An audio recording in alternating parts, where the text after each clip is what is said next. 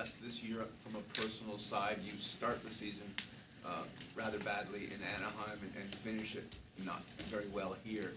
What's this year been like for you? Well, there's been a lot of turmoil. It's been a new experience in both ends of it. First time I've ever been replaced as a head coach. You see some similarities from the standpoint of having changed addresses and the upsetting of your family life and the turmoil. I haven't been home in 7 weeks. Been on the road, basically. And the professional side of it is that you have to adapt to the changes that are taking place on both of the rosters. And in the situation that I was put in, and I felt very fortunate that I coached in Anaheim for almost 7 years. This was my 7th season, and I felt very, very fortunate that I get an opportunity to come back and work for the Toronto Maple Leafs for the second time in my life. And I look at those situations as positive. Does it set you back at all that after years and years and years of success and winning records that suddenly things weren't going your way, and you take a step back and say, why, what happened and why didn't it work? I think you look at those things and you don't look at them when you're involved in and immersed in it. I think it's something you look at over the course of the summer months.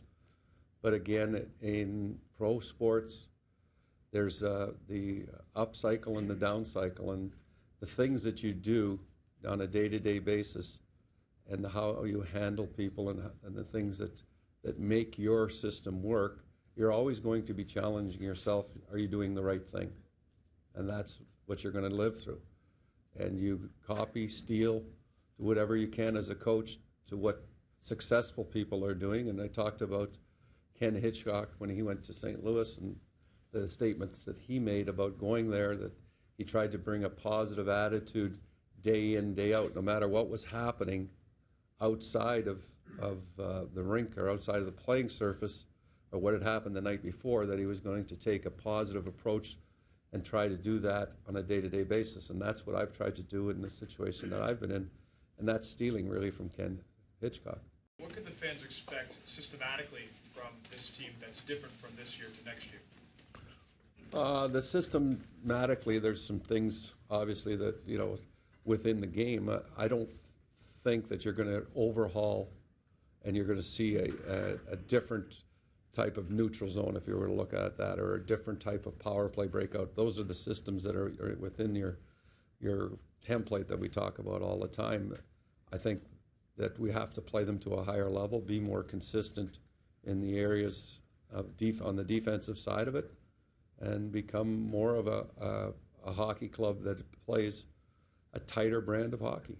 And that's really what we're asking for, because we feel that this group can score goals. But the defending of our net has been an issue. What about your goaltending situation, Randy? Are you happy with James Reimer, or do you feel as a coach you need to get some help in that area? I think when you start to dissect what's going on with our hockey club, goaltending is one area that we know that we can be better at. Is it any different than can we be better on the defensive side of checking? Can we be better than in turning the puck over and not allowing so many quality scoring chances from the critical area with our defensive play? Thus, our goaltending will be better, and won't have to make the 10 bell saves on a consistent basis. And I think those are.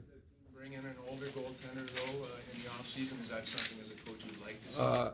I think that's a little premature for me to be making statements on personnel the day after the season is over. I think those situations and those types of decisions are made over the course of probably 6 weeks to a month of doing an assessment on where people are in the organization and how everybody feels, not just the head coach. And I have a vote. I guarantee you I have a vote.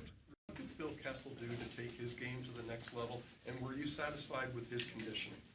I think with Phil Kessel, it's been the challenge has been put to him and I that we wouldn't get along, and I think it was totally unfair. My expectations for Phil Kessel were that he had to play more stop and go, and I think he tried to do that. I think that he created a lot of offense from a chance standpoint that he had to make some adjustments in the way his minutes were going to be distributed. We talked about that, Phil and I. And we talked about it yesterday, that he still got the minutes that he was accustomed to getting, but with me being more of a line matching coach, that the minutes were distributed at a different rate. There wasn't as much free flow. There was more line changing and matching that was going on. And the conditioning level of Phil Kessel was, in my mind, it was where it needed to be. And he fit in with the rest of our group from training camp and our expectations that we could improve in that area. It's the team's not out of shape. The difference is that we felt that if we start at a higher level and our expectations from a work ethic standpoint will give us a 10 to 15% chance, better chance for success. On February the 6th, this team was 6 points, was in 6th place in Eastern Conference.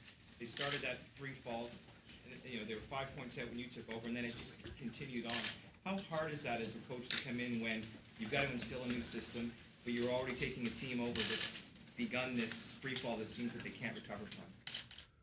Well, I don't think you can say that when you get these jobs in the situation that I was put in, that things were rolling along on a smooth rate.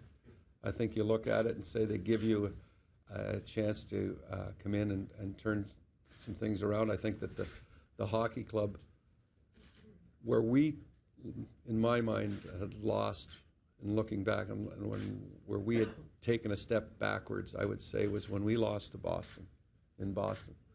We went to Florida.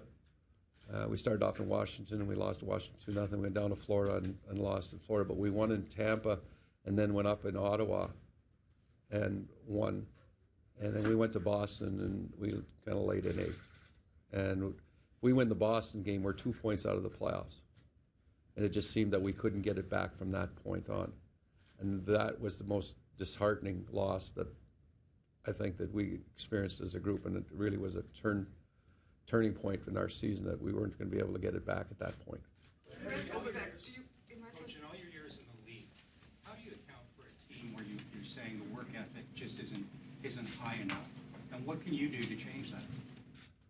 Again, when you come in and there's under 20 games left, the one-on-one battles, the competitiveness of our group had to go up in those areas. And I looked at our team to play more of a cycle game in certain situations versus being a rush team. And that was a difference in style from the previous coaching staff. So that's a learning curve for the players, and that's one of the things that we're going to start with, that we're not going to be a one-and-out type of hockey club, and we're going to try and create more offensive zone time, thus feel better about playing in the offensive zone versus defending all the time. And we didn't do a good enough job at that. Coach, you just mentioned the Boston game, which seems to be like almost a metaphor for what happened to the Leafs in the last 2 months. In retrospect, can you answer why, when the team needed to challenge itself, that they did lay such an egg, and what that told you about the team that you had on your hands? If I had the answer to that, I'd... You must have been considering it. Well, I was considering it. Why? Why is I don't know. I haven't got the answer for that question. Is why did we lay an egg? We just didn't have anything going that we could say that we could even have a starting point. And in the game, and it was like we were mesmerized by watching the Boston Bruins skate around us. And I haven't got an answer for that.